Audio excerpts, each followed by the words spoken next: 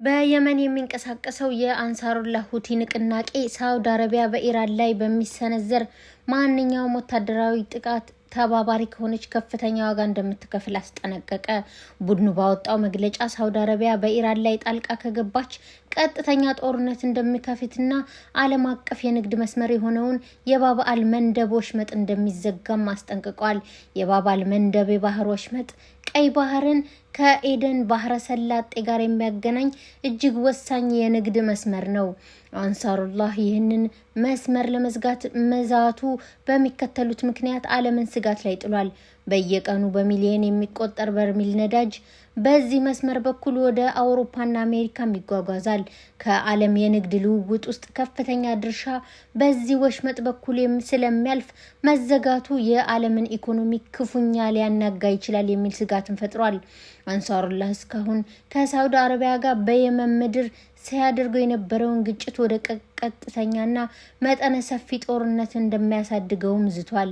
ይህም ማለት የሳውዲ አረቢያን የነዳጅ ማጣሪያዎች፣ አየር ማረፊያዎችና ስትራቴጂካዊ ተቋማትን በቀጥታ በሚሳኤልና በድሮን ኢላማ እንደሚያደርግ አመላካች ነው ተብሏል። ይህም የአንሳሩላህ መግለጫ ቡድኑ ከኢራን ጋር ያለውን ጠንካራ ወታደራዊና ፖለቲካዊ ቁርጠኝነት በግልጽ የሚያሳይ ነው ሲባል ኢራን ጥቃት ከተሰነዘረባት በመካከለኛው ምስራቅ ያሉ የኢራን ወዳጅ ኃይሎች በሙሉ የተቀናጀ ጥቃት ሊሰነዘሩ እንደሚችሉ ማሳያ ተደርጎም ተወስዷል። የአንሳሩላህ ማስጠንቀቂያ በመካከለኛው ምስራቅ ያለውን የጦርነት ስጋት ወደ አደገኛ ደረጃም አሸጋግሮታል። ሳውዲ አረቢያ ለአሜሪካና ለእስራኤል የምታደርገው ማንኛውም ድጋፍ በቀጥታ ከየመን ለሚሰነዘር ጥቃት በር እንደሚከፍት የታመነ ሲሆን ይህም የቀጠናውን ሰላም ይበልጥ አሳሳቢ አድርጎታል። ክርስቲያኖ ሮናልዶ ሀገር ጥሎ ወጣ። በመካከለኛው ምስራቅ የተሰቀሰቀው ጦርነት አሁን ወደ እግር ኳስ ሜዳ የመጣ ይመስላል። በሳውዲ አረቢያ ዋና ከተማ ሪያድ ላይ የድሮን ጥቃት መፈጸሙን ተከትሎ የዓለማችን ውድ ተጫዋች የሆነው ክርስቲያኖ ሮናልዶ ቤተሰቡን ይዞ ሀገሪቱን ለቆ መውጣቱን ዴይሊ ሜል ዘግቦታል። ዴይሊ ሜል እንደዘገበው ከሆነ ሮናልዶ 61 ሚሊዮን ፓውንድ የሚያወጣውን የግል ጀቱን በመጠቀም ከሪያድ ተነስቶ ወደ ስፔን ማድሪድ መሸሹን አብራርቷል። ይህ የሮናልዶ እርምጃ በሳውዲ ያለውን የደህንነት ስጋት ምን ያህል ከፍ እንዳለ የሚያሳይ ነው። ገንዘብና ዝና ከጦርነት ስጋት ነፃ አያደርጉም። ሰላም ለዓለማችን፣ ሰላም ለሀገራችን፣ ሰላም ለሰው ልጆች ሁሉ። የሰሜን ኮሪያው ልበ ሙሉ መሪ ኢራን ቴህራን ጥያቄ ካቀረበች ሚሳኤሎችን ለማቅረብ ዝግጁ መሆናቸውን አስታወቁ። የሰሜን ኮሪያው ኪም ጆንግ ለኢራን ያላቸውን ያልተገደበ ድጋፍ በመግለጽ ቴህራን ጥያቄ ካቀረበች እስራኤልን ለመምታት የሚያስችሉ ሚሳኤሎችን ዝግጁ መሆናቸውንም አስታውቀዋል። ንግግር አሜሪካና እስራኤል በኢራን ላይ የከፈቱት ኦፕሬሽን ኤፒክ ፍሪ በጠነከረበትና የቀጠናው ውጥረት አይገመቴ ደረጃ ላይ በደረሰበት ወቅት መደመጡ የሁኔታውን አሳሳቢነት ይበልጥ አግዝፎታል። የሰሜን ኮሪያ ጣልቃ ገብነት በንግግር ደረጃም ቢሆን መገለጹ በጦርነቱ ላይ አዲስና አደገኛ ምዕራፍም ይከፍታል ተብሏል። ይህ መግለጫ የወጣው ቻይና ጸረ መርከብ ሚሳኤሎችን ለኢራን ማቅረቧ በተሰማበትና ሩሲያ በዲሚትሪ በኩል የኒውክሌር ማስጠንቀቂያ በሰጠችበት ወቅት መሆኑ የአራቱ ሀገራት የሩሲያ፣ የቻይና፣ ሰሜን ኮሪያና ኢራን ግንባር መፍጠርን ያመለክታል። ኪም ጆንግ በቀጥታ የእስራኤልን ስም ጠቅሰው የሰነዘሩት ዛቻ ፕሬዚዳንት ትራምፕ ትልቁ ጦርነት እየቀረበ ነው በማለት ለሰጡት ማስጠንቀቂያ ማጠናከሪያ ሆኖ ተወስዷል። ይህ ወታደራዊ ሽኩቻ በዓለም አቀፍ የነዳጅና የጋዝ ገበያ ላይ ከፍተኛ መናጋትን እየፈጠረ ሲሆን በአውሮፓም የዋጋ ንረት በከፍተኛ ሁኔታ እየጨመረም ይገኛል። የኒውክሌር ኃይል ያላቸው ወይም ከኒውክሌር ኃያላን ጋር ጥብቅ ቁርጠኝነት ያላቸው ሀገራት እያደረጉት ያለው ቅንጅት ዓለም አቀፍ ደህንነትን ከፍተኛ ስጋት ላይ ጥሎታል። መጀመሪያ አካባቢ በአንድ ቀጠና ብቻ ተወስኖ የነበረው ግጭት አድማሱን እያሰፋ አሁን ወደ ሰፊ ጂኦፖለቲካዊ ቀውስና ወደ ታላላቅ ሀያላን ሀገራት ጦርነት የማምራት እድሉ ሰፊ የሆነ የመካከለኛው ምስራቅ ውጥረት አደገኛ ወደሆነ ደረጃ ተሸጋግሯል። እስራኤል ባለፉት 4 ቀናት ብዙ ቁጥር ያላቸውን ቦምቦችን በኢራን ላይ መጣሏን አስታውቃለች።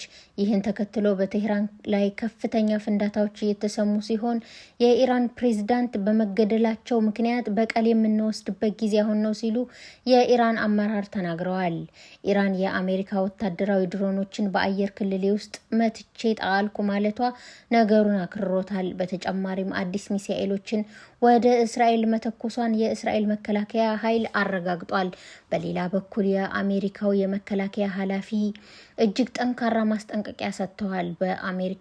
በአሜሪካውያን ላይ ያነጣጠሩ ሚሳኤሎችን እንዲሁም የኢራን ሚሳኤል ማምረቻ ተቋማትን እናወድማለን ሲሉ ዝተዋል። የኢራን ባህር ኃይልም ይደመሰሳል። አሜሪካውያንን ከነካችሁ አንድነን እንገድላችኋለን። ጦርነቱን የጀመርነው እኛ አይደለንም፣ ነገር ግን የምንጨርሰው እኛ ነን ሲሉ ተናግረዋል። በዚህ ሰዓት መሀል የተባበሩት አረብ ኤሚሬቶች ድምጿን አሰምታለች። ኢራን ጥቃቷን የምትቀጥል ከሆነ እኛም እጅና አጣጥፈን ዝም ብለን አንቀመጥም ስትል አስጠንቅቃለች። የኢራን የቀይ ጨረቃ ማህበር ጦርነቱ ከተጀመረ ወዲህ 787 ሰዎች መገደላቸውን ገለጸ። የነዳጅ ዋጋ በከፍተኛ ሁኔታ አሻቀበ። በመካከለኛው ምስራቅ የተንቀሳቀሰው ጦርነት የአቅርቦት መስመሮችን በማስተጓጎሉ የነዳጅ ዋጋ በከፍተኛ ሁኔታ ዋጋ ማሻቀቡን የፈረንሳይ ዜና አገልግሎት ዘግቧል። በስትራቴጂካዊ ጠቀሜታዋ የምትታወቀው የሆርሙዝ ወሽመጥ መዘጋቱና በቀጠናው የሚገኙ የኃይል መሰረተ ልማቶች ጥቃት ማስተናገዳቸውን ተከትሎ የብሬንት ድፍድፍ ነዳጅ ዋጋ ከ800 በላይ ጭማሪ አሳይቷል።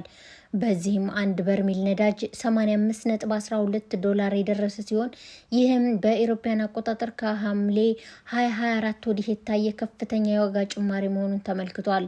በአንጻሩ ነጋዴዎች ትኩረታቸውን ወደ ነዳጅና የአሜሪካ ዶላር በማዞራቸው የከበሩ ማዕድናት ዋጋ በከፍተኛ ሁኔታ ዋጋቸው ቀንሷል። የወርቅ ዋጋ ከ4% በላይ ቅናሽ ማሳየት የአንድ አውንስ ዋጋ ወደ $5075 የወረደ ሲሆን የብር ዋጋ ደግሞ ከ12% በላይ በመቀነስ ከ$78 በታች ሆኗል። የኢራን ቀይ ጨረቃ ማህበር ዛሬ ማክሰኞ ባወጣው መግለጫ አሜሪካና እስራኤል በኢራን ላይ ጥቃት መሰንዘሩን ከጀመሩ ወዲህ በሀገር አቀፍ ደረጃ የሟቾች ቁጥር 787 መድረሱን አስታውቋል። ማህበሩ በድረገጹ ባሰፈረው መረጃ መሰረት ባለፈው ቅዳሜ ጀምሮ በተሰነዘሩ ከ1000 በላይ ጥቃቶች ተፈጽመው 153 ከተሞችና ከ500 በላይ ስፍራዎች ኢላማ ተደርገዋል።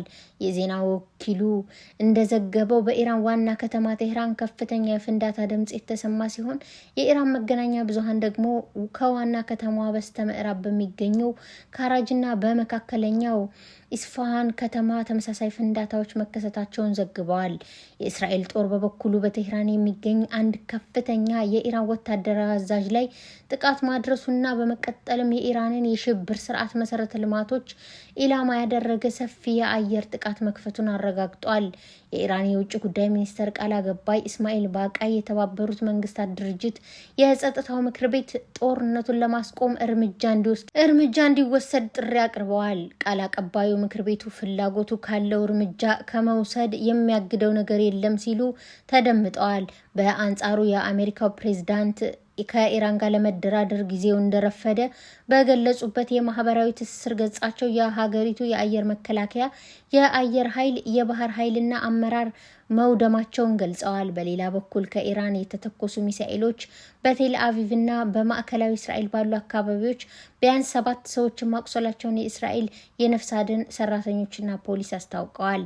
የቻይናው የውጭ ጉዳይ ሚኒስትር ከእስራኤላቻቸው ጋር ባደረጉት የስልክ ውይይት ቻይና ከእስራኤልና አሜሪካ በኢራን ላይ የሚሰነዘሩት ማንኛውም ወታደራዊ ጥቃት እንደምትቃወም ገልጸው ኃይል ችግሮችን ከመፍታት ይልቅ አዳዲስ ቀውሶች እንደሚያስከትል አስገንዝበዋል።